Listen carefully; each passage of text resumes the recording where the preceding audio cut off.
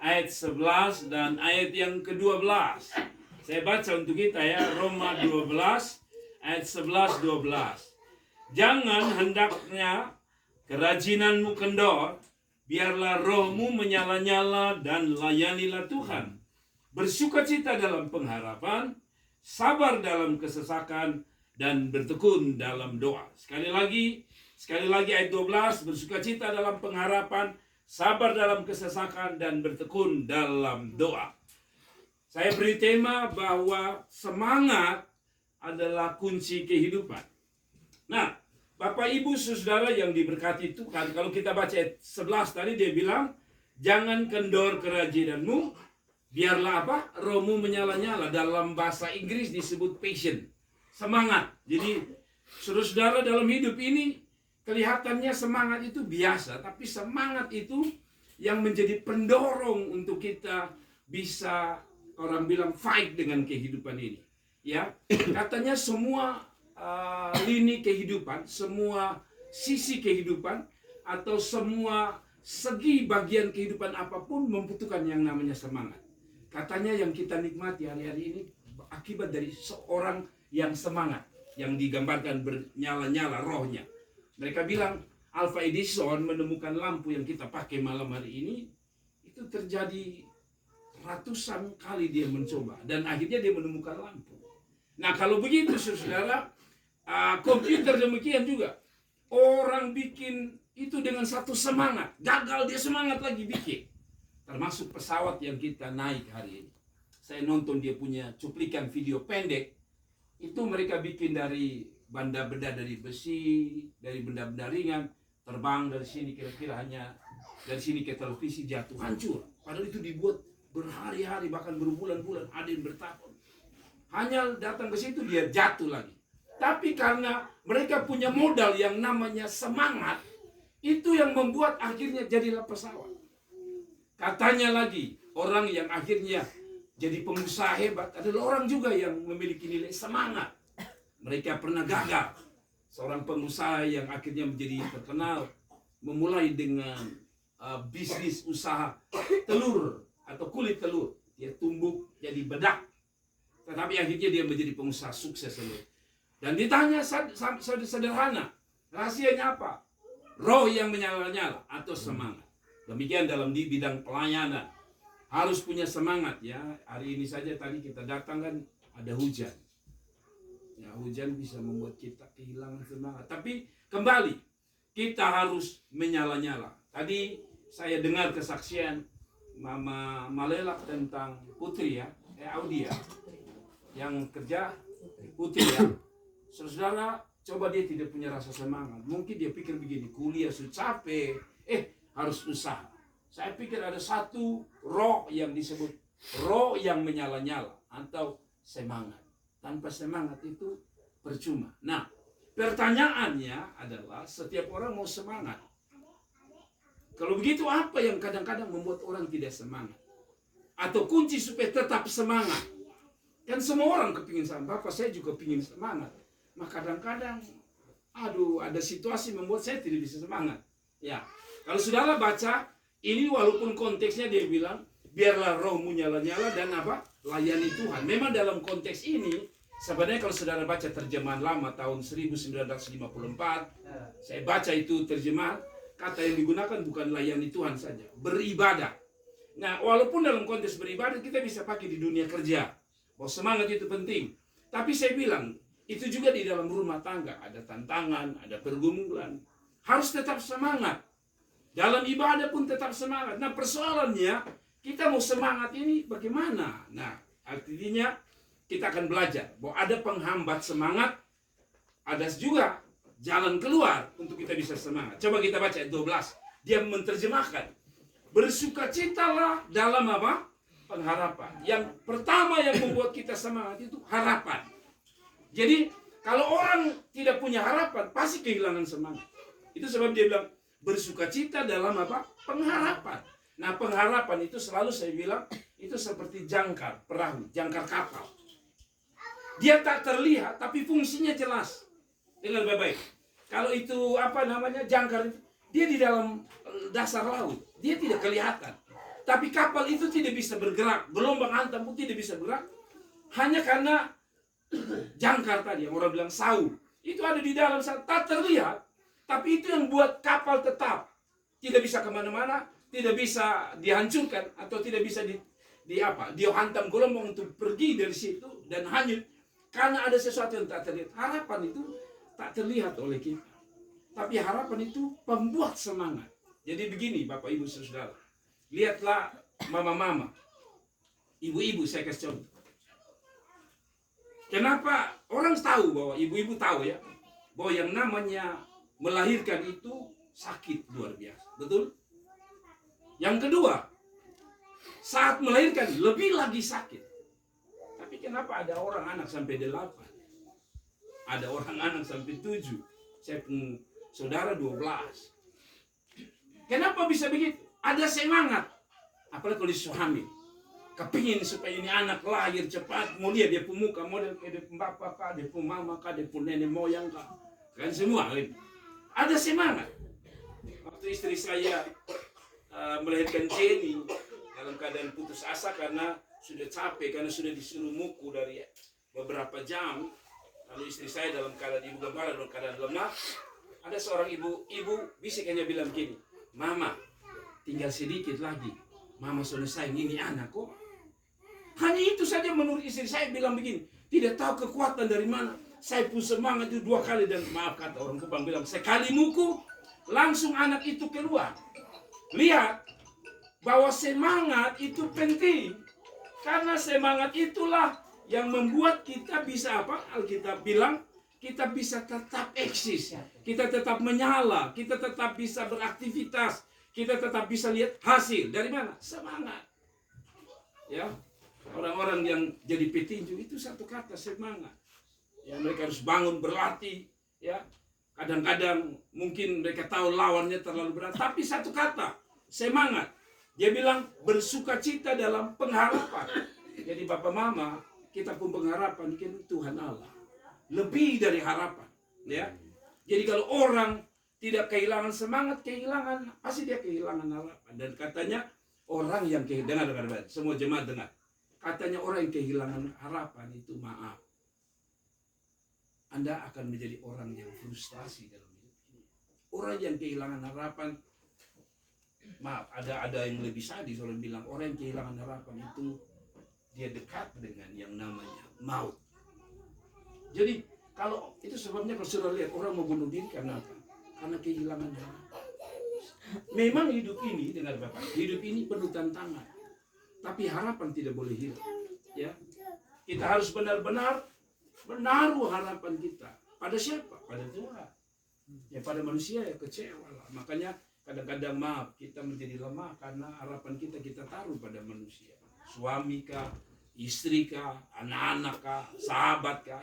Kalau kita taruh di situ, mereka cuma manusia biasa yang bisa mengecewakan kita. Karena itu saudara-saudara dengar. Yang pertama, kita harus punya harapan. Ya, saya masih ingat waktu kecil-kecil kami mandi di laut Oiba di belakang rumah itu.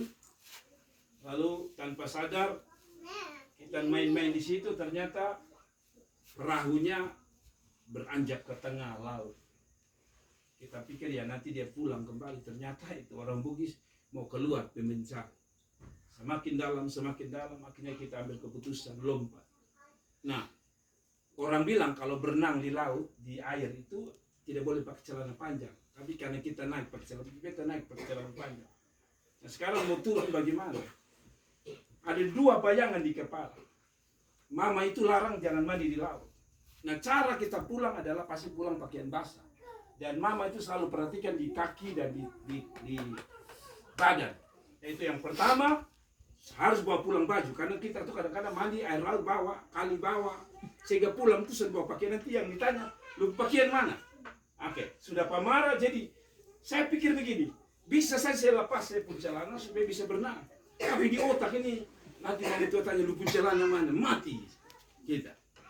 Tapi di otak ini selalu gini, ketika saya berenang sudah hampir antara darat dan itu sudah lelah sekali. Di hati saya bilang begini, saya tidak boleh mati. Akhirnya itu buat saya berenang.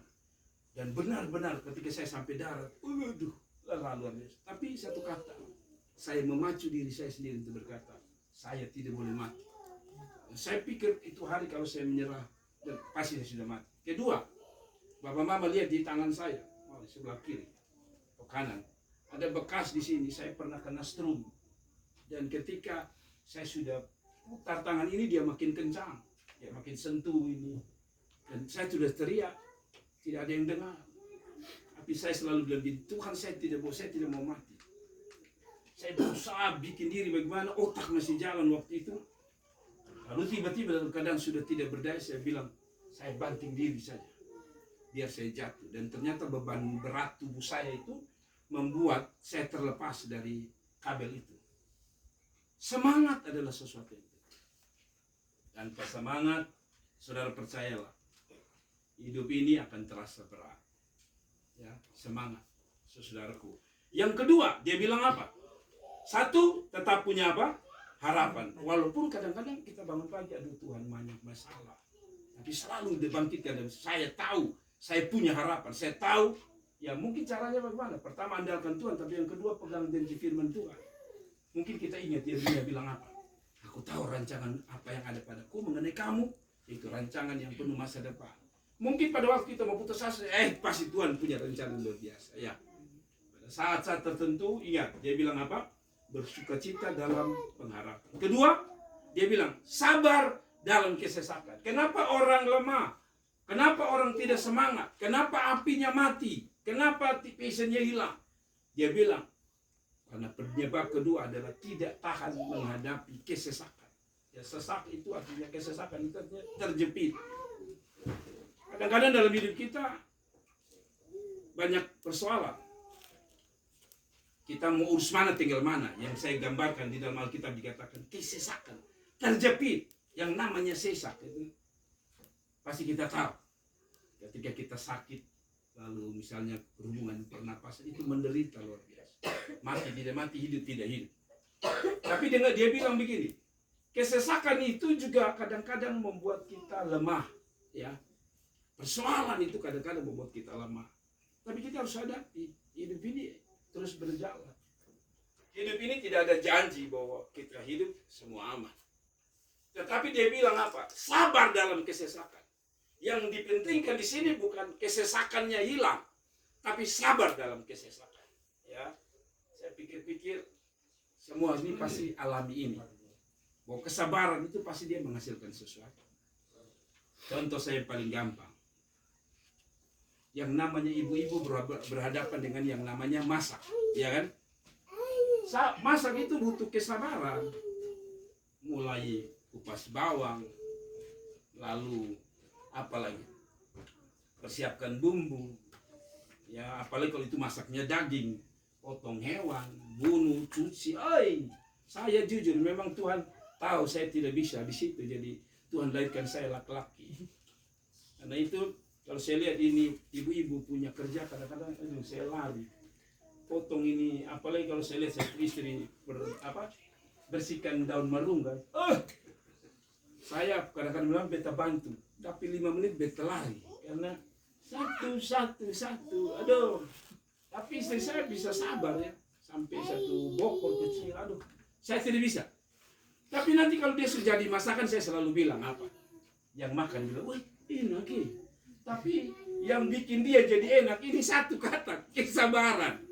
Sesak. Belum lagi kalau sekarang ya enak, ibu-ibu sekarang kompor gas, ada kompor. Tapi zaman-zaman dulu lebih sadis, susah gara-gara ini siap bumbu lah, asap masuk di hidung lah, masuk di telinga lah, masuk di mata. Saya selalu bilang kadang-kadang mungkin enak itu gara-gara asin-asin. Tidak tahu dia asin itu dari mana, dari ingus kok, dari keringat kok. Tapi saya tidak main gila, tapi kok saya kesesakan itu menghasilkan sesuatu. Amin. Ya tahu. Jadi ini kan ada kerja apa namanya? Kontainer. Ya, saya tahu itu kasih istrinya mah. Tapi itu yang orang bilang sabar dalam kesesakan. Capek. Tapi waktu orang bayar saya pikir itu hari KJ pun capek itu rasanya hilang nih. ya kan? Apalagi kalau dia uang juta, hilang. Nah, tetapi itu kita mau dinikmati dia hasil, tapi dia sesa kita tidak mau. Nah, bagaimana supaya bisa bersemangat? Jangan lihat sesaknya, lihat hasilnya. Orang kerja itu kan pasti dia bilang, memang beta capek, sebentar dong sudah janji antar dia uang. Nah, itu semangat. Jadi kalau orang lihat sesak itu susah, dia tidak akan semangat. Tapi dia lihat hasil. Amin. Saudara, mama pun demikian. Kita mau kuatkan mama dan bapak di sini. Semangat itu penting. Tadi kita masih bahas di jalan. Aduh, ini jalan ini cukup pergumulan. Saya menyanggap ini jalan Via Dolorosa ini. Mama, apalagi mama dengan motor. Tiap hari harus pergi berjual sampai di Kalapeliwa. Tapi beta pikir mama pasti punya lihat bukan di kesesakan. Kalau lihat kesesakan dia besok tak usah lagi di jalan model begitu. Pulang semalam capek besok harus pergi lagi. Tapi pasti mama pikir adalah bagaimana kita bisa makan, bisa minum, anak-anak bisa dihidupkan. Semangat, saya bisa bilang kesesakan ada, tapi jangan fokus ke kesesakan, fokus pada hasil. Amin. Amin. Hari ini kita adalah hasil dari kesesakan masa lalu. Ya toh? Hari ini ada yang kerja terima uang, itu gara-gara kesesakan dulu. Sebelum kita kerjakan, orang tanya kita mau apa? Ijazah. Mau ijazah apa? Lalu kita kasih kita ijazah. Tapi sebelum kita dapat ijazah dan kita kerja, kita lewati apa yang disebut kesesakan. Tidur malam tidak sono karena besok guru jahat kita potong. PR itu harus kerja. Saya ini ulang-ulang stres kalau sudah namanya PR, apalagi lupa kerja. Ketemu itu orang muka itu kering hati, ya. Kesesakan. Kerja sampai 3 malam, belum mulai ujian. Orang susono ketua adalah komat kami sini. Komat kami karena hafal ini biasa mau ujian apa. Tapi dengar baik-baik, kesesakan itu ketika kita lewati lahir namanya ijazah. Ijazah itu yang akhirnya orang tanya, lu kerja apa? Makanya orang jadi pegawai bank atau apapun dimulai dari kesesakan. Oke, yang terakhir, cara untuk bisa menghadapi kesesakan, pergumulan yang membuat hal-hal yang membuat kita akhirnya jadi lemah apa? Caranya yang ketiga dia bilang, dan bertekun dalam doa. Saudara, mesin pembuat semangat bukan hanya harapan. Bukan hanya karena kita tidak peduli dengan kesesakan, tapi yang terakhir dia bilang apa? Bertekun dalam doa. Jadi bisa tetap semangat bekerja, semangat melayani, semangat cari hidup, semangat menghadapi tantangan. Yang terakhir dia bilang, kalau kita bertekun dalam doa. Kalau Anda setuju bahwa berdoa itu nafas hidup, siapa yang setuju bahwa berdoa itu nafas hidup? Ada istilah bahwa berdoa itu nafas hidup. Artinya begini, kalau Anda tidak berdoa, Anda berhenti bernapas. Kalau Anda berhenti bernapas, Anda mati. Nah, bagaimanapun adalah bagaimana kita bisa jaga supaya roh kita tetap menyala, semangat tetap ada, tidak ada cara lain. Yang terakhir, berdoa. Kalau berdoa adalah gaya hidup atau berdoa adalah nafas hidup, demikian untuk bisa mempertahankan semangat ini tidak ada lain kecuali berdoa.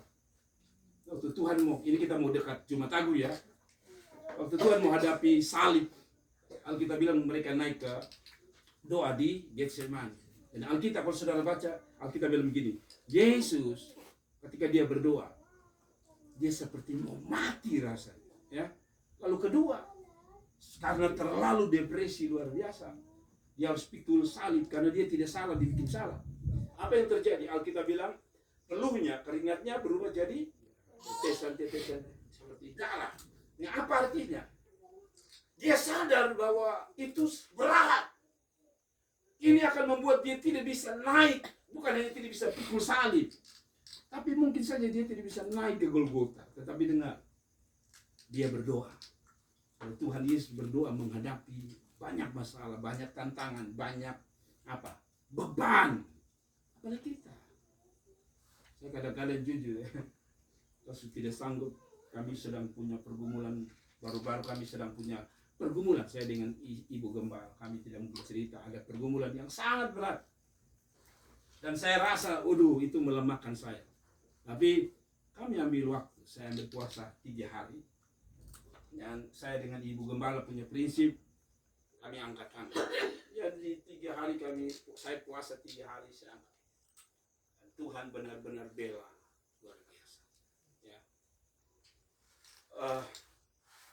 Saya punya pergumulan yang terakhir adalah kami beli mobil tapi uang tidak cukup. Jadi kami beli tahan dulu, tapi sebenarnya kami masih punya utang 7 juta. Dalam keadaan begini Bapak Mama tahu hari-hari ini sulit. Tetapi saya mau bilang, semangat saya melayani tidak akan pernah turun. Malah saya punya doa dari Tuhan, saya tambah semangat. Dan puji Tuhan, kemarin kami sudah bisa bayar uang pajak. Ya, saya berpikir Tuhan mungkin buat cara bagaimana, tapi puji Tuhan kemarin sudah, jadi walaupun pelatnya belum, tapi saya ganggu istri saya. Kalau kadang-kadang itu ketemu polisi, ketemu parkir. Tapi tadi malam setelah saya bayar, walaupun masih dalam proses, dong kasih surat satu. Itu surat itu membuat saya berani. Jadi saya bilang sama Ibu Gembala, tadi malam dijemput saya dari gereja, saya ketemu polisi, saya berhenti lama di muka saya. Lu tahan sudah, lu tahan, tapi ada surat, dia sudah bayar. Mengerti ya? Itulah yang membuat kita sadar bahwa doa ini kadang-kadang membuat kita, Tuhan tolong kita. Semangat, pesan saya untuk jemaat, apapun keadaan kita, sakitkah, pergumulankah, beban hidup, iya, tetap semangat melayani Tuhan, tetap semangat cari Tuhan, tetap semangat bekerja, karena saya percaya Tuhan tidak meninggalkan orang-orang yang tetap punya semangat untuk Dia dan untuk kita sendiri. Tuhan berkati, salam.